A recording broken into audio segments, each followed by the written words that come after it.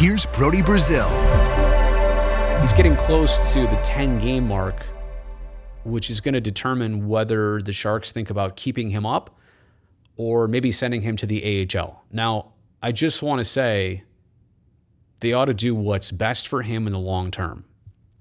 I know he came up, had a lot of hype around him, had a couple good games out of the gate, but then, even sat a game in a back-to-back on a road trip. And it's just because they knew that the workload for a 19-year-old learning this league, first season on NHL ice, and the grind of playing against, men that are 5, 6, 7, 8 years older and veterans, it's tough.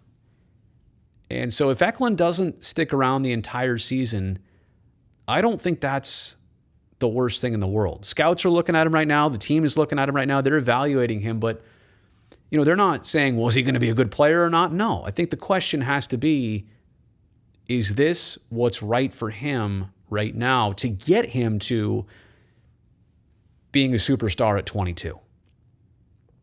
Honestly, everything happened so fast. The way that they drafted him 7th overall and got a steal of a pick. They didn't think they would have any chance getting William Eklund. The preseason that he had, points in every game, a goal in the last one against the Golden Knights, was on the scoreboard, points and assists-wise a couple times early this season. I mean, all of this, he exceeded the bar every single time. And then all of a sudden, our expectations go way up. Like, all right, he's sticking around for good. Maybe that's not in the best interest. And when the Sharks have to decide what to do, if this is going to be a full season or not for him, right around the 10-game mark is the deciding factor. And I just want to say that I would love for him to stick. I think he's proven that he will get there sooner than later. It's just that when is that sooner and when is that later? And what's the best thing for him right now? I know what he wants to do. Teammates like him, I'm sure. I'm sure they're very, intrigued by him. Same thing with Jonathan Dahlen and Jasper Weatherby for that matter too.